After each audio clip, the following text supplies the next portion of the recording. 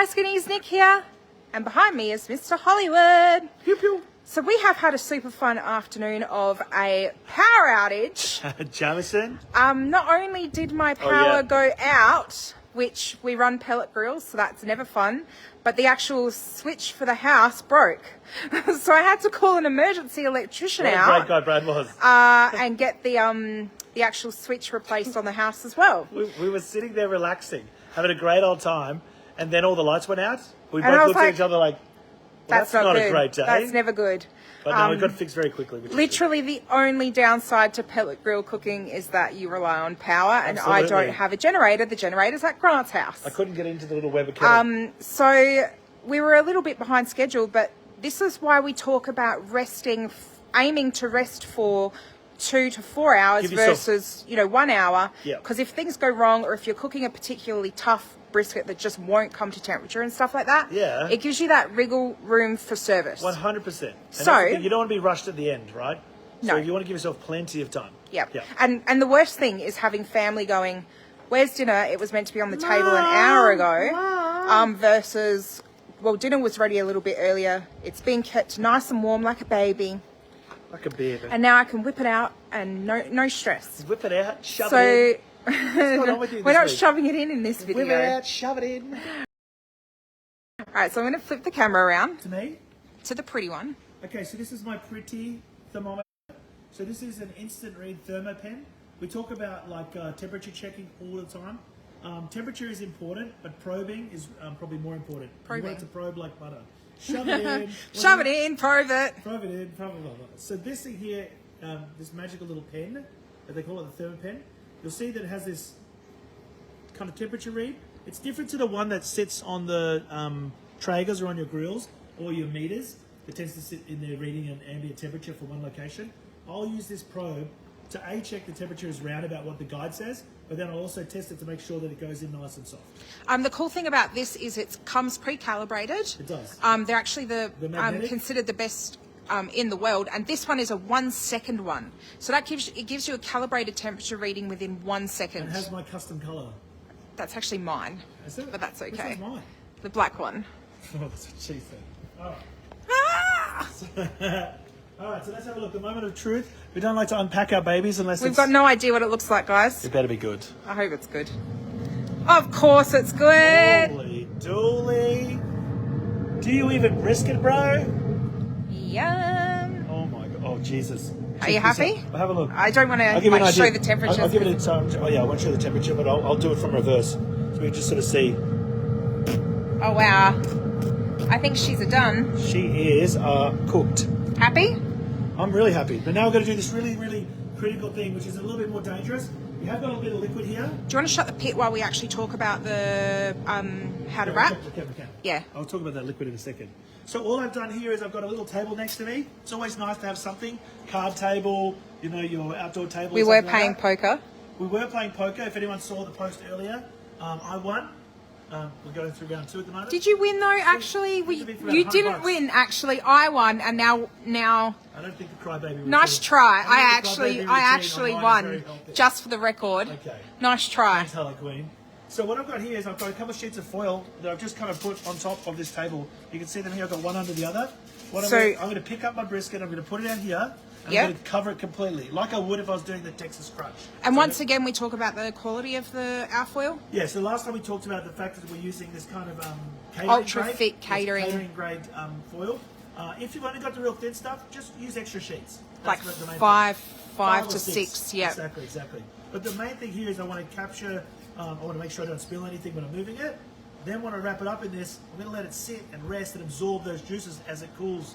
Now it's going to cool to a temperature that's still very, very hot over the next 2 to 4 hours. We're only going to cool for about an hour. You don't have to do it for very long. You can actually rest it on the bench for half an hour and then be ready to go. We've personally found, though, the best results was resting for 4 hours. Yeah, 2 to 4 is the best. Yeah. So what I've got here on the outside of that is a couple of old towels. Sorry, Patrick. These are just old beach towels. And so what we're going to do is they're going to become an insulation layer so that I can put them into like a dry space, like a turned off oven or an esky that hasn't got any ice in it. Make sure the esky is kind of not cold. All right? So that's it. So first I'm going to move this thing, all right? So on his hands, we have hot gloves, guys. So we've actually got cotton gloves under there, and then so if you want to use your oven latex or gloves, like that, but you can get thermal insulated gloves as well. You can. Just be really, really careful Barbecues because galore and places like that have the beautiful barbecue heavenly ones. And ideally, for people cooking at home, you wouldn't be wearing short sleeves like Grant is. You'd be wearing long sleeves because he's very used to doing this and not making sure that no hot oil spills out. But things like this can happen where you do actually ruin tattoos. Absolutely. Ruin tattoos. So it is hot oil. Yeah, it's super hot. At 98 degrees or thereabouts. I know there's a question online earlier about the temperature of the briskets for internal. Once you get to that bit where you think, man, this thing's not going anywhere, give it a little extra time. But if you are in a rush, probe it to make sure that it probes nicely. And you might find that your brisket's done a little bit earlier, okay? There shouldn't be much resistance at all. It really should feel like butter, but not fall apart. Later on when we cut it, you'll tell. We'll take it out of the moisture and we'll drop it on the bench and it should have the brisket jiggle. Yeah. You can do the brisket jiggle later. No. All right, so you can see here, it came out nice and easy. I'm just going to turn it off the thing. So it doesn't shoot blow in my face. I've got a little bit of liquid flowing right here. You can see that it's kind of already risen up. Now we only put, like less than a cup of liquid in here. And so it's already lost a lot of its own liquid and juice.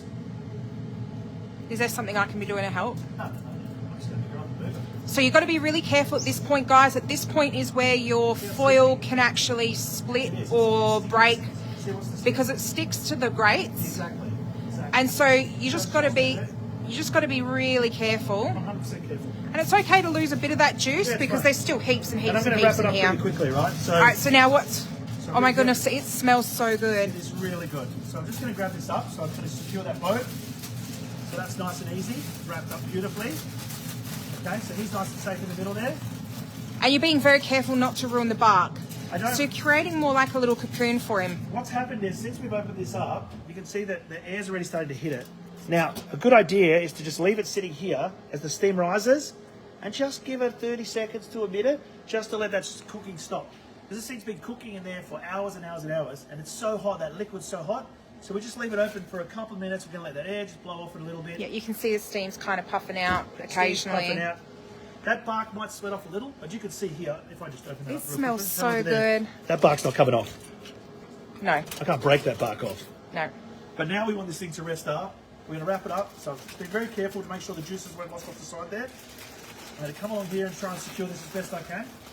We definitely want to keep those juices because if you can't eat a whole brisket in one sitting, that leftover juice is amazing for reheating. It pretty much reconstitutes the meat beautifully. So you can see here, I've got it nice and wrapped up. It's got like a nice little baby. None of that juice is going to fall out. No, and if it does, I've got a towel wrapped around it anyway. It's not going to ruin your precious stuff. If you are concerned, you could just get an alfoil tray to put it into, or even one of your metal ones, or a chafing tray. And then boop, and then boop, boop, and boop, and boop. And now she's a pretty little baby. They can rest all on the wrapped bench up. or into a nice space, which we're going to do in a turn. So we're going to put her into the oven. We're going to put her into your old oven. Her or him? It's a her when it started. Now it's a him because it's all. Now it's a him because he's all like. Come on, bloody, let's go. All right, perfect. You ready to go? Yep. Follow me if you want to live. You want to open that door for me? It's open. Everything's all ready to go. Oh, you're a champion. What a champion you are. I know. Even the oven's open and ready to go. The building site? Yeah. Do you guys want a sneak peek of the kitchen? Hallelujah. Sorry, I got a shot of your butt then. Sorry. Yeah. Lucky girls. He'll sell more books. Shop.skinnymixers.com. Yeah, exactly. Hollywood's brisket. OnlyFans Hollywood. I don't know what that is actually. Oh, sure.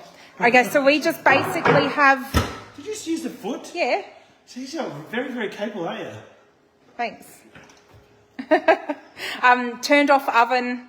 It's really turned off. It's super. It's not actually even plugged in.